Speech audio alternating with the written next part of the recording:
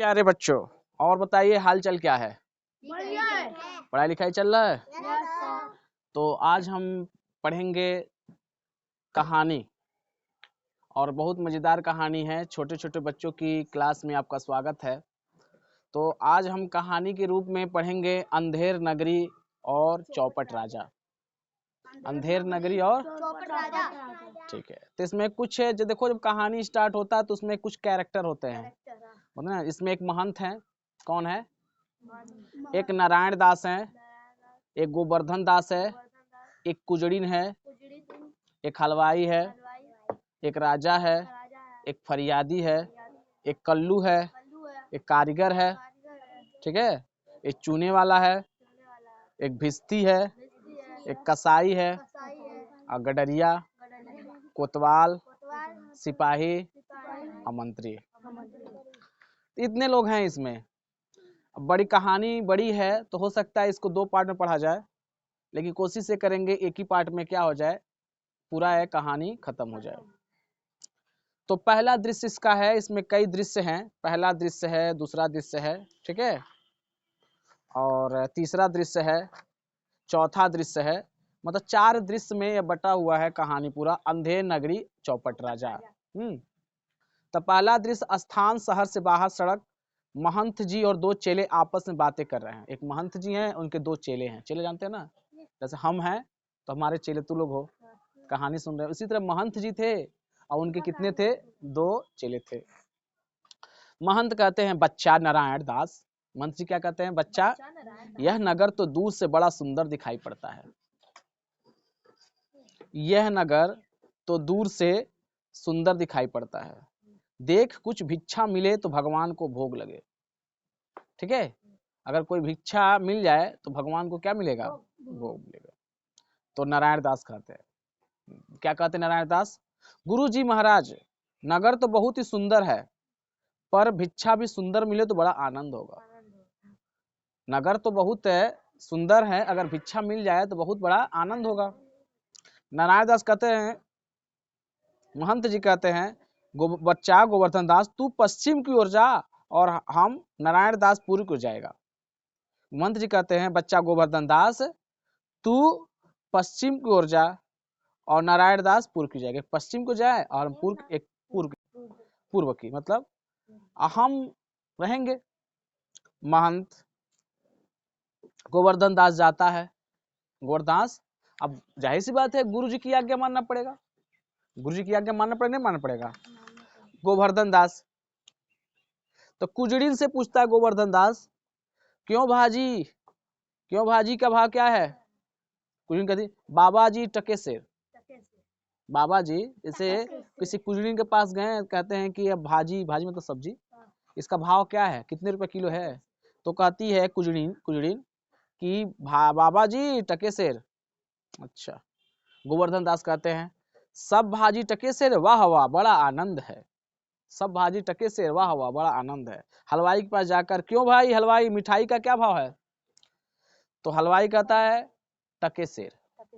तो गोवर्धन दास जी कहते हैं, वाह वाह बड़ा आनंद है, सब टके शेर। क्यों बच्चा, इस नगरी का क्या नाम है?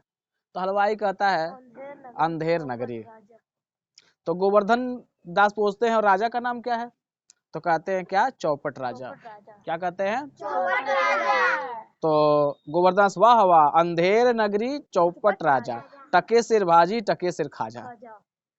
ठीक है, अंधेर नगरी चौपट राजा, टके सिर भाजी। तो हलवाई, तो बाबा जी कुछ लेना है तो ले लो। हलवाई कहता है, बाबा जी कुछ लेना है तो ले लो। गोवर्धन दास कहते, बच्चा भिक्षा मांगकर 7 पैसे लाया हूं। तो गोवर्धन दास कहता है कि भिक्षा मांगकर कितने पैसे लाया हूं? 7 पैसे। 3.5 सेर मिठाई दे दो। महंत जी नारायण दास की ओर आते हैं और गोवर्धन दास दूसरी ओर से आता है, मतलब सब लोग आकर के वो मिठाई खरीदते हैं। तो महंत जी कहते हैं, बच्चा गोवर्धन क्या भिक्षा लाया है? गठरी तो भारी मालूम पड़ता है। तब मां तो गुरुजी पूछेंगे ही, गुरुजी क्या करेंगे? पूछेंगे ही। तो गोवर्धन कहता है, गुरुजी महाराज भीख में तो 7 पैसे मिले थे, भीख में से तो 7 पैसे मिले थे, उसी से 3.5 सेर मिठाई मोल ली है। महंत, बच्चा नारायण दास ने मुझसे कहा था कि ये सब चीजें टका से मिलता है। क्या मिलता है? टका से। तो मैंने इसकी बात का विश्वास नहीं किया। बच्चा, एक कौन सी नगरी है, इसका कौन सा राजा है जहाँ टके सिर भाजी और टके सिर खाजा भी मिलता है? तो गोवर्धन दास कहता है कि गुरुजी, अंधेर नगरी चौपट राजा, अंधेर नगरी टके सिर भाजी टके सिर खाजा। तो महंत जी का, तो बच्चा ऐसे नगरी में रहना उचित नहीं है, अब इस नगरी में हम लोग नहीं रहेंगे। क्यों नहीं रहेंगे? क्योंकि जहाँ टके सिर भाजी है, टके सिर खाजा है, मिलता है, अब हम इस नगरी में एक क्षण भी नहीं रहेंगे। समझे? तो गोवर्धन दास जी कहते हैं, गुरुजी मैंने तो इस नगर को छोड़कर नहीं जाऊंगा, और हर जगह दिन भर भीख मांगो तो पेट नहीं भरता, मैं तो यही रहूंगा। ठीक है। तो महंत जी कहते हैं, देख मेरी बात मान, नहीं तो पीछे पछताएगा। मैं तो जाता हूँ, मैं इतना कहे जाता हूँ कि कभी संकट पड़े तो कभी याद कर लेना मुझे। कौन कहते हैं? महंत जी। किससे कहते हैं? गोवर्धन दास से। उसके बाद ये कहते हुए महंत चले जाते हैं। अब पहला कहानी क्या हो जाता है, मतलब पहला दृश्य का कहानी समाप्त हो जाता है। अब आता है दूसरा दृश्य। उसके बाद क्या होगा? जब महंत जी चले जाते हैं तो घटना क्या घटती है?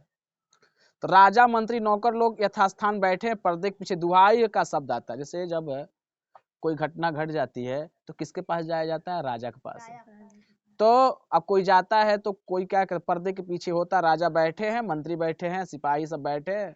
तभी एक व्यक्ति जाता है, कहता है महाराज, दुहाई शब्द सुनाई देता है। राजा कहता, कौन चिल्ला, तो उसे बुलाओ। तो दो नौकर एक फरियादी को लाते हैं। फरियादी मतलब ये होता है कि जब जो फरियाद लेके जाता है राजा के पास, उसकी समस्याओं को हल किया जाए। फरियादी, दुहाई महाराज दुहाई। राजा बोला, बोलो क्या हुआ? फरियादी, महाराज कल्लू बनिए की दीवार गिर पड़ी। किसका दीवार गिर पड़ा? कल्लू बनी। तो सो मेरी बकरी उसके नीचे दब गई, मुझे न्याय मिले।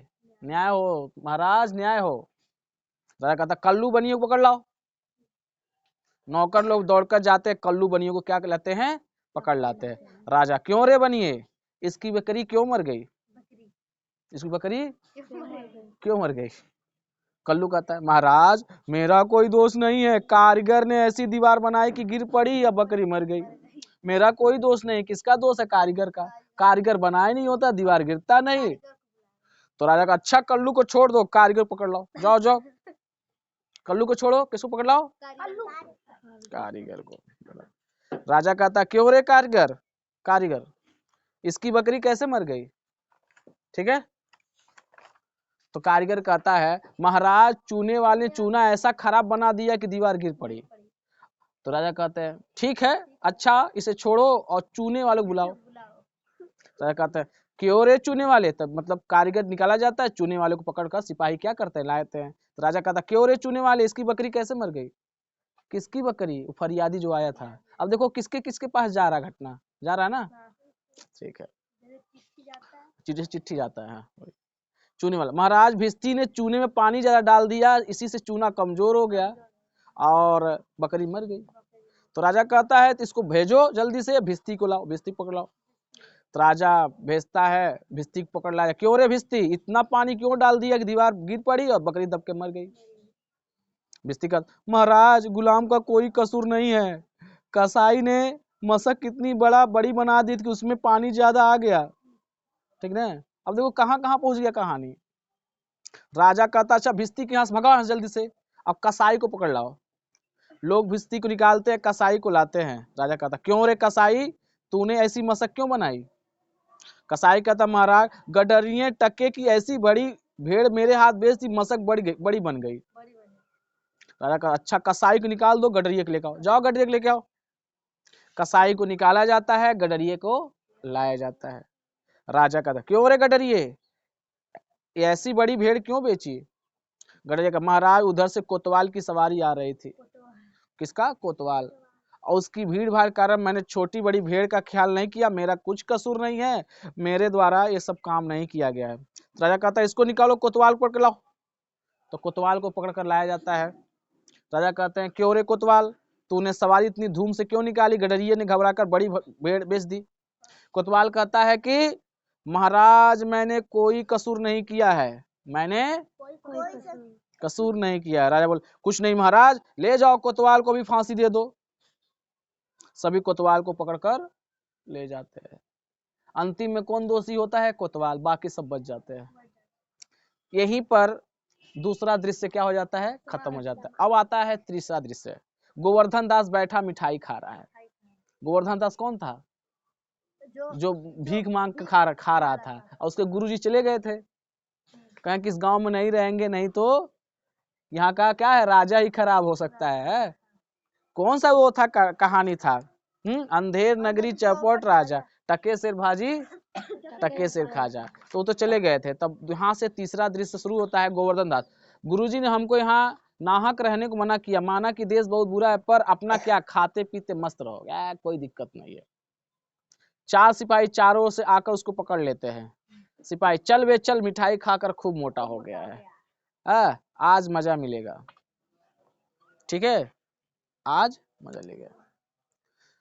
गोवर्धन कहता कबरा का, मैं आफत में कहां से आ गया? अरे भाई, मैंने तुम्हारे क्या बिगाड़ा, मुझे क्यों पकड़ते हो? सिपाही का, यह बात कल कोतवाल को फांसी का हुक्म हुआ था।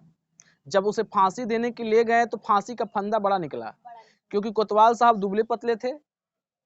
हाँ, हम लोगों ने महाराज से अर्ज की, इस बात पर हुक्म हुआ किसी मोटे आदमी को फांसी दे दो, क्योंकि बकरी मरने का अपराध में किसी न किसी को सजा तो होनी चाहिए। और हाँ, अब कहना राजा कैसा था? चौपट राजा था। हाँ, और टके सिर भाजी टके सिर खाजा बिक रहा था, अंधेर नगरी था। गोवर्धन दास, दुहाई परमेश्वर की, अरे मैं नाहक मारा गया, अरे यहाँ बड़ा अंधेर है, गुरुजी तुम कहाँ हो, अब मेरे प्राण बचाओ। अपने अब उससे गुरुजी की याद आ रहा है, समझे? गोवर्धन चिल्लाता, सिपाही उसे पकड़ के ले जाते हैं। उसके बाद चौथा दृश्य आता है। गोवर्धन, हाय बाप रे बाप, मैं बेकसूर फांसी पे चढ़ जाऊंगा। अबे चुप रह, राजा का हुक्म भला कहीं टल सकता है? कौन कहता सिपाही किसको? गोवर्धन दास, हाय मैंने गुरुजी का कहना माना, उसी का यह फल है। गुरुजी कहाँ हो, बचाओ, गुरुजी कहाँ हो, बचाओ। महंत जी आते। महंत, अरे बच्चा गोवर्धन दास, तेरी ये क्या दशा है? गोवर्धन दास, हाथ जोड़कर, गुरुजी दीवार के नीचे बकरी दब गई, जिसके लिए मुझे फांसी दी जा रही है, गुरुजी बचाओ। महंत, कोई चिंता नहीं, भौ चढ़ा का। सिपाहियों सुनो, मुझे अपने शिष्य को अंतिम उपदेश जाने दो। सिपाही गोवर्धन दास को थोड़ी देर के लिए छोड़ देता है। गुरुजी चेले के काल में समझाते हैं। गोवर्धन दास कहता है, तब तो गुरुजी हम फांसी पे चढ़ेंगे। महंत कहते हैं, नहीं बच्चा, हम बूढ़े हो गए हैं, हमको फांसी पे चढ़ना चाहिए। ठीक है, इस प्रकार दोनों हुज्जत करते, सिपाही परस्पर चकित हो जाते। राजा मंत्री कोतवाल आते हैं। राजा, यह क्या गोलमाल है? सिपाही कहता है कि महाराज, चेला कहता है कि मुझे फांसी पे चढ़ना है, गुरु कहता है कि मैं चढ़ूंगा, मालूम नहीं किसकी बात माना जाए। गुरुजी, राजा कहता है गुरु से, बोल बाबा जी, आप बोलो, आप फांसी क्यों चढ़ना चाहते हो? मान जी, राजस कहता है, इस शुभ घड़ी में जो मरेगा सीधा स्वर्ग जाएगा। मंत्री जी कहता है, तो महाराज हम फांसी पे चढ़ेंगे। गोवर्धन दास, नहीं है, हम चढ़ेंगे। कोतवाल, नहीं, हम लड़के सारे, हमारे सभा में तो गिरी है दीवार, हमारे कार गिरी थी ना। रोजा कहता, चुप रहो तुम, राजा के जीते जीत चढ़ सकते हो क्या? हमको फांसी चढ़ाओ, जल्दी करो। राजा को लोग फांसी चढ़ा देते, पर्दा गिर जाता है, राजा क्या हो, सन्नाटा हो जाता है। तो जैसे राजा वैसी वहां की प्रजा। अंधेर नगरी, चौपट राजा, टके सिर भाजी टके सिर भाजी। इसमें कुछ है वो दिया हुआ है, शब्द दिया है, जैसे कॉपर कॉइन माने होता है तांबे का पुराना सिक्का होता है। दोष गलती को फॉल्ट कहते हैं, कसूर कहते हैं। भाजी को साग सब्जी वेजिटेबल्स कहते हैं। कुजड़ीन जो होता है साग सब्जी बेचने वाली को क्या कहा जाता है? कुजड़ीन कहा जाता है, इंग्लिश में कहते हैं वेजिटेबल सेलर। खाजा को एक तरह की मिठाई होती है, स्वीट होती है। उचित सही माने करेक्ट होता है, यथास्थान माने निर्धारित स्थान पर, एक फिक्स प्लेस। इंसाफ जस्टिस, चमड़े का बना पानी ढोने का थैला, जैसे ए लेदर वाटर कैरियर। नाहक माने बिना कार, विदाउट एनी रीजन। अर्ज माने विनती होता, रिक्वेस्ट। बेकसूर, किसका कोई कसूर न हुई, फॉल्टलेस। परस्पर आपस में, टुगेदर। चकित माने होता है आश्चर्य में डूबा हुआ, एस्टोनिश्ड। हुज्जत, बहस विवाद, डिस्प्यूट, सबब कारण काज। अब क्या करना है, इस कहानी से क्या शिक्षा मिलती है? क्योंकि जहां पर राजा जैसा रहेगा उसके साथ वैसा इंसाफ होगा। क्योंकि चैप्टर में अंधेर नगरी चौपट राजा, टके सिर भाजी टके सिर, कहानी समझ के पता चला, कहानी समझ में आया। तो अंत में कौन फांसी चढ़ा? तो सब है, उसका गोवर्धन दास, उसके महंत जी का मिली भगत था, क्योंकि राजा ही क्या था, बेवकूफ था। तो इसी तरह से मिलेंगे अन्य वीडियो में, अन्य कहानी में। Thank you.